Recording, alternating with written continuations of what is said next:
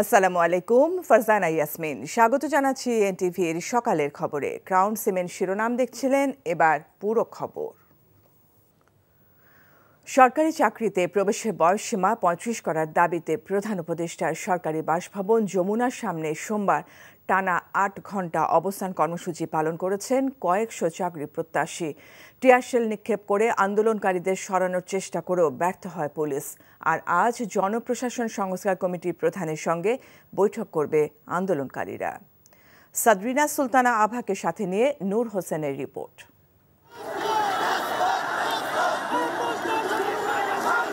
সরকারি নিষেধাজ্ঞা সত্ত্বেও পুলিশের ব্যারিকেড ভেঙে সরকারি চাকরিতে প্রবেশের বয়স সীমা বাড়ানোর দাবিতে প্রধান উপদেষ্টার বাসভবনের সামনে রাস্তায় অবস্থান নেন কয়েকশো চাকরি প্রত্যাশী।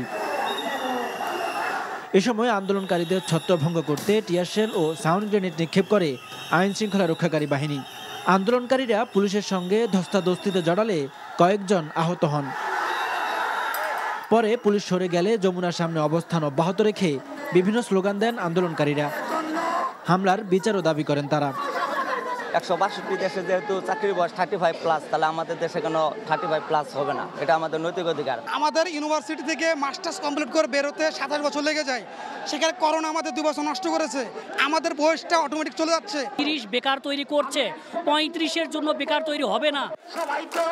সন্ধ্যায় কাপনের কাপড় পরে যমুনার সামনে অবস্থান নেন অনেকে। প্রধান উপদেষ্টার কার্যালয়ের কর্মকর্তাদের সঙ্গে দফায় দফায় বৈঠক করেন আন্দোলনকারীদের প্রতিনিধি দল। পরে অন্তর্বর্তীকালীন সরকারের 2 উপদেষ্টা সহ আলোচনা শেষে মঙ্গলবার জনপ্রশাসন সংস্কার কমিটির প্রধানের সঙ্গে আলোচনার ঘোষণা দিয়ে অবস্থান কর্মসূচি প্রত্যাহার করে নেন চাকরি প্রত্যাশীরা। উনি ওনাদের সাথে আসিফ এবং নাহিদ দুইজনের সাথে কথা বলেছেন। আব্দুল মুহিত জনপ্রশাসন সংস্কার উপদেষ্টা, ওনার সাথে ফোনে কনভারসেশন করেছেন। উনি যে ব্যাপারটা ওনারা চূড়ান্ত একটা সিদ্ধান্ত নিয়েছেন, সেটা হলো আগামীকালকে আমরা জনপ্রশাসন সংস্কারের সচিবের সাথে আগামীকালকে আমাদের একটা টিম বসবে দাবি বাস্তবায়নের জন্য। আমরা কালকে যে কার্যকরী আলোচনাটা করব দাবি বাস্তবায়নের জন্য, সেটারই একটা প্রতিবেদন 7 দিনের মধ্যে প্রকাশ করা হবে। এর আগে শাহবাগে জাতীয় জাদুঘরের সামনে মহাসমাবেশ করেন এসব চাকরি প্রত্যাশী। এতে দেশের বিভিন্ন জেলা থেকে যোগ দেয় অনেকে। এদিকে অভিযুক্ত শিক্ষক, কর্মকর্তা, কর্মচারীদের পদত্যাগ ও দ্রুত নতুন ডিরেক্টর নিয়োগের দাবিতে রাজধানীর পান্থপথে অবস্থান কর্মসূচি পালন করেছে national institute of textile engineering এর শিক্ষার্থীরা। এতে করে রাজধানীর বেশ কয়েকটি রাস্তায় স্থবিরতা দেখা দেয়। ভোগান্তিতে পড়েন নগরবাসী। নূর হোসেন, এনটিভি নিউজ, ঢাকা। চাকরিতে প্রবেশের বয়স বাড়ানোর বিষয়ে জনপ্রশাসন সংস্কার কমিশনের প্রধান অবসরপ্রাপ্ত সচিব আব্দুল মুহিত চৌধুরীকে আহ্বায়ক করে কমিটি গঠন করা হয়েছে। এই কমিটি 7 দিনের মধ্যে সুপারিশ করবে বলে জানিয়েছেন জনপ্রশাসন মন্ত্রণালয়ের সিনিয়র সচিব। সোমবার সচিবালয়ে এক ব্রিফিংয়ে এসব কথা বলেন তিনি। জানান, ডিসি নিয়োগ নিয়ে বিশৃঙ্খলার ঘটনায় বিভাগীয় ব্যবস্থা নিতে তদন্ত কমিটি সুপারিশ করেছে। রোকন উদ্দিনের রিপোর্ট। অন্তর্বর্তী সরকার দায়িত্ব নেবার পর থেকে চাকুরিতে প্রবেশের বয়সসীমা 35 করার দাবিতে জোরালোভাবে মাঠে নামেন শিক্ষার্থীরা। রাজধানীর শাহবাগে কয়েক দফা সড়ক অবরোধের পর সোমবার তারা অবস্থান নেন প্রধান উপদেষ্টার বাসভবনের সামনে। এমন বাস্তবতায় চাকুরিতে প্রবেশের বয়সসীমা বাড়ানোর বিষয়ে একটি কমিটি গঠন করা হয়েছে বলে জানিয়েছেন জনপ্রশাসন মন্ত্রণালয়ের সিনিয়র সচিব। এই কমিটির আহ্বায়ক হলো জনাব আব্দুল মুহিত চৌধুরী। এই কমিটির member secretary x officio senior secretary, ministry of public administration. এবং এই কমিটির আহ্বায়ককে ক্ষমতা দেওয়া হয়েছে এবং এখতিয়ার দেওয়া হয়েছে যে কজন সদস্য দরকার উনি নেবেন। কর্মপরিধি ভেরি সিম্পল, এবং উইদিন 7 ওয়ার্কিং ডেজ এই কমিটি সরকারকে পরামর্শ দেবে। এছাড়া ডিসি নিয়োগ নিয়ে 10 সেপ্টেম্বর সচিবালয়ে বিশৃঙ্খলা সৃষ্টির ঘটনায় 17 জন উপসচিবের বিরুদ্ধে বিভাগীয় ব্যবস্থা নেওয়া হচ্ছে বলেও জানান তিনি। 8 জনকে বলা হয়েছে যে তদন্ত সাপেক্ষে কিছু প্রসিডিউর আছে, গুরুদণ্ড দেওয়া যেতে পারে। 8 4 জনকে বলা হয়েছে বিভিন্ন তদন্ত সাপেক্ষে এবং আমাদের বিধিবিধান আছে, লঘুদণ্ড দেওয়া যেতে পারে। আর 5 জনের ব্যাপারে বলা হয়েছে তিরস্কার। আমি ডিসি হতে পারে নাই, সেই জন্য এইরকম একটা আন্দোলন উইদিন দি মিনিস্ট্রি এটা কেউ ভালোভাবে নেয় নাই। অনেকে আমাদেরকে বলেছে এই সময় যদি এগুলো কঠোর হস্তে দমন না করেন, আইন অনুগ ব্যবস্থা না করেন, আমাদের প্রশাসন ভেঙে পড়বে। আর একটি জাতীয় দৈনিকে প্রকাশিত ৩ কোটির ক্যাশ চেক দিয়ে ডিসির পদায়ন শীর্ষক প্রতিবেদনের কোনো সত্যতা জনপ্রশাসন মন্ত্রণালয় গঠিত তদন্ত কমিটি খুঁজে পায়নি বলেও জানান সচিব। এটা কিছুই ছিল না, এটা ভুয়া খবর এবং একটা উদ্দেশ্য প্রণোদিত ৩ কোটি টাকা একটা কি বলবো যে পাওয়া গেল কোথায় কোন রুমে কোনো তথ্য নেই। ভুল তথ্য দিয়ে ব্যাংক অ্যাকাউন্ট খোলার বিষয়ে বাংলাদেশ ব্যাংককে ব্যবস্থা নিতে ও অ্যাকাউন্টধারী ব্যক্তিকে খুঁজে বের করে আইনগত পদক্ষেপ নিতে পুলিশকে অনুরোধ করা হবে বলেও জানান জনপ্রশাসন সচিব। Rokonuddin, NTV news, Dhaka. আওয়ামী লীগের আমলারা এখনও বহাল তবিয়তে রয়েছে, তাদের রেখে অন্তর্বর্তীকালীন সরকার কাজ করতে পারবে না বলে সতর্ক করেছেন বিএনপি নেতারা। তারা বলেন, আয়নাঘরের হোতারা এখনও ধরাছোঁয়ার বাইরে, যারা গুম সংস্কৃতির ধারক তাদের সবাইকে বিচারের মুখোমুখি করতে হবে। সোমবার রাজধানীতে পৃথক অনুষ্ঠানে তারা এসব কথা বলেন। হাসান মাহমুদের রিপোর্ট। অপেক্ষার অবসান হয় না, পিতার ছবি হাতে সন্তানের প্রশ্নের জবাব মেলে না, কোথায় আছে বাবা? কত কত বছরের অপেক্ষা, চোখের পানি, হৃদয়ের কষ্ট, কিন্তু স্বজনের সন্ধান হয় না তো স্পষ্ট। মায়ের ডাক আয়োজিত জান ও জবান অনুষ্ঠানে তাই গুম হওয়া স্বজনদের সন্ধানে প্রিয়জনের আকুতি। আপনারা যখন ঘরে ফিরে যান, আপনাদের সন্তান আপনাদেরকে ধরে না, বাবা বলে ডাকে না। আমাদের সন্তানরা কাকে বাবা বলে ডাকে? আমার সন্তানের বাবা কোথায়? আমিও যখন একদিন গুম হয়ে যাব, তখন আমার ফ্যামিলি বুঝবে এই ঘুমের পিছনে কি আজকে আমাদের কান্না। যথাযথ কর্তৃপক্ষ যেটা আছে তাদের কাছে প্রশ্ন করা, কি কারণে মায়ের ডাকে সদস্য সাইফুল ইসলাম শ্যামলকে তুলে নিয়ে যাওয়া হয়েছে, কেন এইভাবে একই কায়দায় তুলে নিয়ে যেতে হবে? তুলে নিয়ে যাওয়ার কোনো আইনি অধিকার কোনো বাহিনীকে বাংলাদেশের আইন দেয়নি। জোরপূর্বক গুমের রাজনীতি ও রাজনৈতিক কর্মীদের বাস্তবতা শিরোনামে শাহবাগের জাতীয় জাদুঘরে আয়োজিত এই অনুষ্ঠানে রাজনীতিবিদরাও চাইলেন গুমের পেছনের হোতাদের বিচার। আপনারা যারা এখনো স্বজনদের ফিরে পান নাই, আপনারা তো জিন্দা লাশ, আপনাদের কিসের ভয়? যারা গুমের সংস্কৃতির ধারক বাহক এবং যারা গুম করেছে, হত্যা করেছে, তারা কারা আপনারা জানেন, তাদেরকে ইন্টারোগেট করতে হবে। কই একটিও তো স্বীকারোক্তি আসেনি। বাংলাদেশের ক্যাবিনেট সেক্রেটারি থেকে শুরু করে ডাউনওয়ার্ডস যা ছিল তাই আছে। আমরা মাননীয় প্রধান উপদেষ্টা এবং উপদেষ্টাদেরকে বলেছিলাম, এদেরকে বহাল রেখে আপনারা রাষ্ট্র চালাতে পারবেন। এদিকে জাতীয়তাবাদী ওলামা দলের প্রতিষ্ঠাবার্ষিকী উপলক্ষে শহীদ রাষ্ট্রপতি জিয়াউর রহমানের মাজারে শ্রদ্ধা নিবেদন শেষে বিএনপি নেতা সালাউদ্দিন আহমেদ বলেছেন, ছাত্র জনতার অভ্যুত্থানে যে আকাঙ্ক্ষা সৃষ্টি হয়েছে তা ধারণ করে গড়ে তুলতে হবে নতুন বাংলাদেশ। রাষ্ট্র সংস্কারে গঠিত ৬ কমিশনের কাছে তাই বিএনপি আলাদা আলাদা সুপারিশ তুলে ধরবে। Hasan Mahmud, NTV news, Dhaka.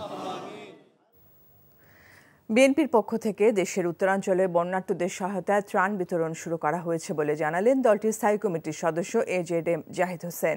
সোমবার সন্ধ্যায় রাজধানী গুলশানে দলটির চেয়ারপারসনের কার্যালয়ে সংবাদ সম্মেলনে তিনি এই কথা জানান। পরবর্তীতে পুনর্বাসন কার্যক্রম শুরু করা হবে বলেও জানান তিনি। বিএনপির ভাইস চেয়ারম্যান তারেক রহমানের নির্দেশে বিশেষ কমিটি করে বন্যায় ক্ষতিগ্রস্তদের পাশে থাকার সিদ্ধান্ত নেওয়া হয়েছে বলেও জানান তিনি।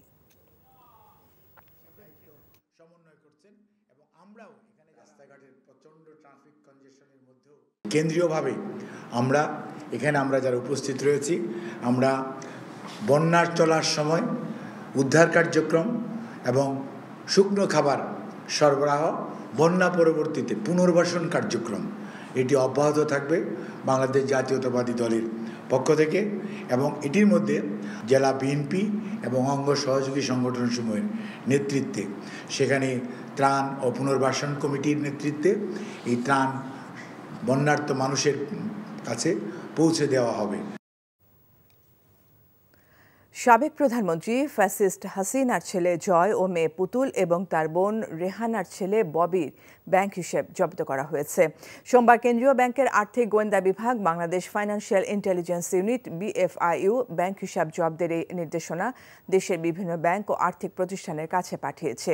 শেখ পরিবারের 3 সদস্যের পাশাপাশি সাবেক বিদ্যুৎ প্রতিমন্ত্রী নসরুল হামিদ এবং আওয়ামী লীগের গবেষণা প্রতিষ্ঠান centre for research and information CRI ও CRI BFI ইয়ং বাংলা প্রজেক্টের নামে থাকা ব্যাংক হিসাবও জব্দের নির্দেশ দেওয়া হয়েছে। BFIU নির্দেশনায় বলা হয়েছে, উল্লেখিত ব্যক্তি ও তাদের ব্যক্তি মালিকানাধীন প্রতিষ্ঠানের ব্যাংক হিসাবের লেনদেন 30 দিনের জন্য স্থগিত থাকবে। প্রধান বিচারপতি সৈয়দ রেফাত আহমেদ বলেছেন, ন্যায়ভিত্তিক শোষণহীন সমাজ গঠন ও সমাজের সর্বস্তরে ন্যায় বিচার প্রতিষ্ঠায় আইনের শাসনের বিকল্প নেই। সোমবার রাতে বরিশাল জেলা আইনজীবী সমিতির সংবর্ধনা অনুষ্ঠানে তিনি একথা বলেন। প্রধান বিচারপতি বলেন, আইনজীবীদের প্রথম কর্তব্য ন্যায় বিচার প্রতিষ্ঠায় আইনের বিধিবিধানে পূর্ণ সম্মান প্রদর্শন এবং আদালতকে সহযোগিতা করা। তিনি বলেন, বিচার বিভাগে ভাবমূর্তি নষ্ট হয় এমন কর্মকাণ্ডে আইনজীবীদের জড়ানো উচিত নয়। গণ অভ্যুত্থানের কথা স্মরণ করে প্রধান বিচারপতি বলেন, শহীদদের মানুষ চিরকাল শ্রদ্ধা ভরে স্মরণ করবে। অনুষ্ঠানে বরিশাল জেলা আইনজীবী সমিতির সভাপতি মোহাম্মদ গোলাম কবির সহ অন্যরা উপস্থিত ছিলেন। এর আগে জেলা ও দায়রা জজ সহ অন্যান্য আদালত পরিদর্শন করেন প্রধান বিচারপতি। আজ থেকে সুপার শপে পলিথিনের ব্যবহার নিষিদ্ধ। এই অবস্থায় বিকল্প কি হবে সেই বিতর্কে না গিয়ে 22 বছর আগে ব্যবহার নিষিদ্ধ হওয়া পলিথিনের ব্যবহার বন্ধের বিষয়ে সবাইকে সচেতন হওয়ার আহ্বান জানিয়েছেন বন, পরিবেশ ও জলবায়ু পরিবর্তন বিষয়ক উপদেষ্টা সৈয়দা রিজওয়ানা হাসান। সোমবার ঢাকা বিশ্ববিদ্যালয়ের সিনেট ভবনে বৃক্ষরোপণ, পলিথিন ও এসইউপি বর্জন বিষয়ক আলোচনা অনুষ্ঠানে তিনি আহ্বান জানান। ঢাকা বিশ্ববিদ্যালয়ের উপাচার্য অধ্যাপক নিয়াজ আহমেদ খানের সভাপতিত্বে অনুষ্ঠিত এই আলোচনায় উপদেষ্টা বলেন, পলিথিন ব্যবহার বন্ধে শিক্ষার্থীদের বিশেষ ভূমিকা রাখার সুযোগ আছে।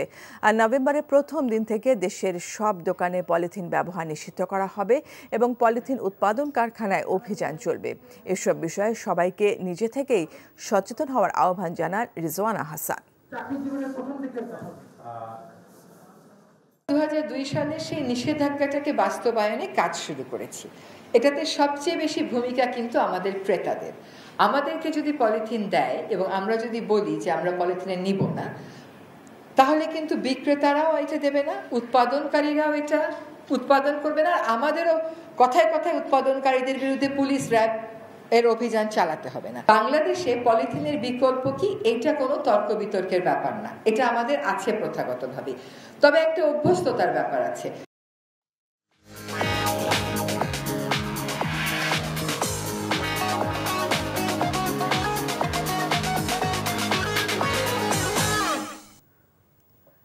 নগদ নিবেদিত অর্থনীতির খবর। চলতি মাসের প্রথম 28 দিনে দেশের 211 কোটি মার্কিন ডলারের বেশি প্রবাসী আয় এসেছে।